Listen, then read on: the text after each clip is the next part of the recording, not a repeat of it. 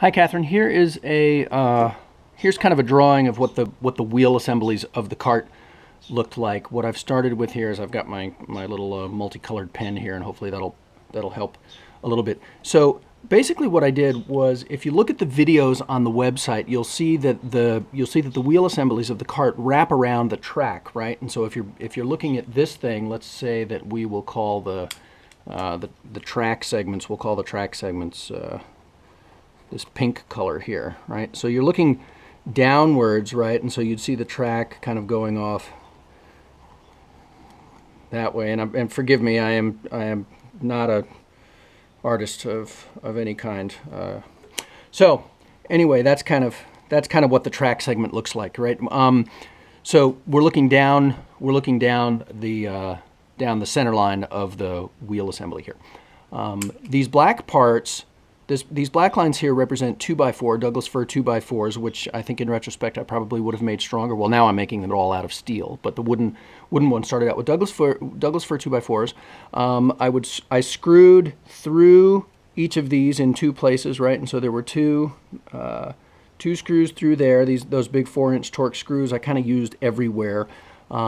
And then for the wheel assemblies, I didn't do this everywhere on the cart, but for the wheel assemblies, I also used construction adhesive. I also used glue, and I glued all of these joints. And I built that, kind of looked like that, right? If we were to make it into a perspective sort of a drawing there for a better look. I built that, and then for using this purple stuff was 1/2-inch plywood. I wrapped again, glued the wheel assembly, glued the pieces of plywood around, and then screwed with smaller wood screws and clamped and dried it up and tried to make the whole thing as rigid and hard as I could, because this is kind of where this is sort of the business end of the cart, right? That's where the wheels are attached.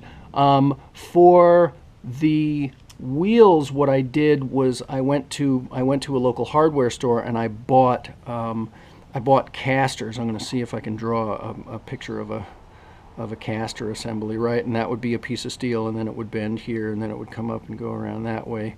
And this would have been like Galvy steel with a bolt that went through here, and then the wheel. Oh, the tragedy of it all, right? And that would be the wheel.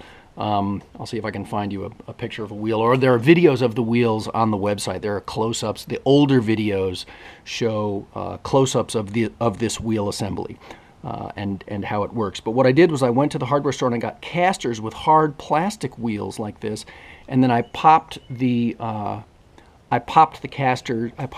plastic wheels out of the casters, and I used these steel assemblies to attach to here, right, and here in the middle, right, and that's where a wheel thing, and then down from the top.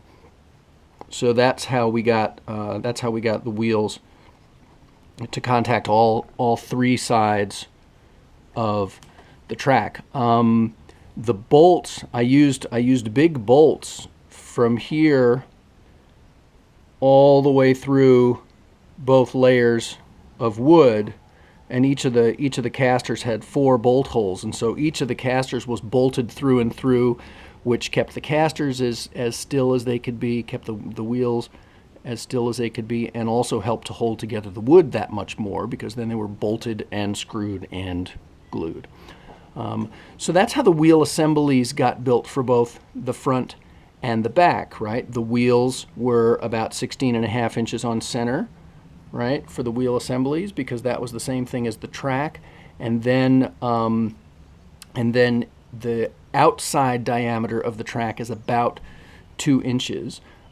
So I designed that so that there was, for the wooden cart, this here, there was about 1/4 of an inch tolerance between the outside of the rail and the side or steering wheels on the wheel assemblies, right? And so there was so if it was let's see, 16.5 inches on center, and 17.5, 18.5. So it's about 18.5 inches from the outside of one rail to the outside of the other rail. It was almost 19 inches between the wheels on the sides, so that it would allow the thing to, it would allow for inaccuracies in design. It would allow for, just basically for the homemade nature of the whole thing. You couldn't have, in a real roller coaster, the wheels are, every wheel is touching the track at every moment of the ride. It's a highly engineered, super precise thing. Mine is less engineered and less precise. So hopefully that helps a little bit with understanding how this works. Moving to the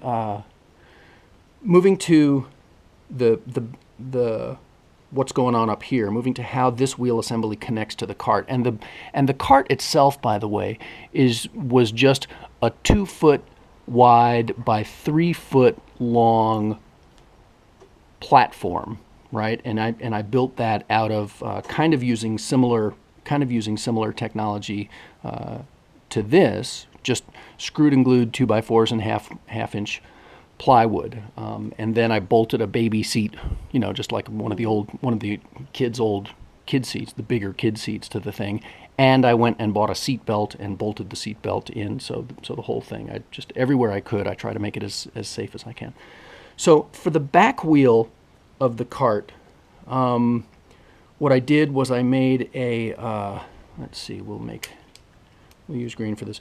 I went and bought like a Lazy Susan bearing, just like a big 8-inch diameter Lazy Susan thing, and that's the thing that you see on a country dining room table, where there's a piece of wood that's bolted to the Lazy Susan, the bearing on one side, and then another piece of wood that's bolted to the other side of it, and then you can set that on the table and then pass the salt, and that stuff rolls around.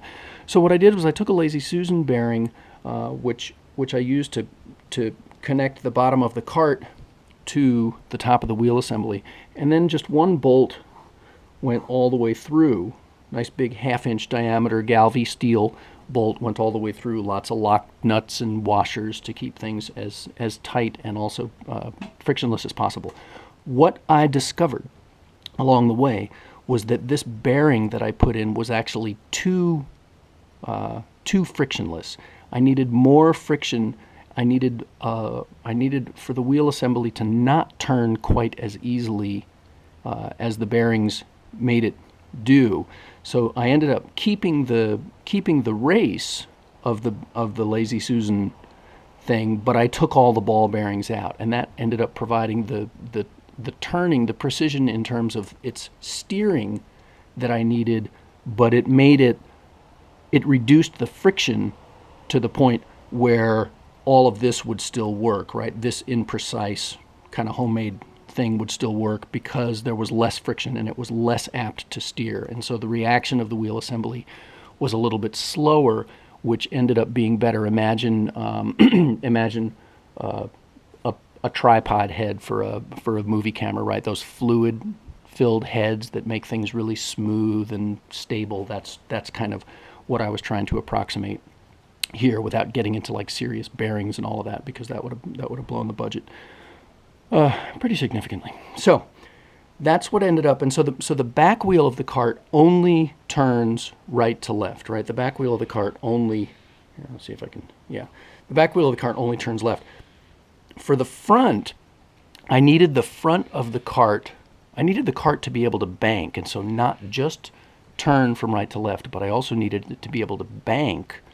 And for the cart to be able to, in aviation terms, I needed it to be able to rotate along its longitudinal axis, long ways. So I needed the thing to be able to bank and turn. So the back wheels just turned, but the front wheels needed to be able to turn and bank. So what I did there is, right, and so the front wheels, the back wheels turn along this axis, right? So there's a hole right there, and a hole right there, and a hole right there, right? I also needed the thing to be able to... Hello? Speaking. Oh, Dean, we're in big trouble.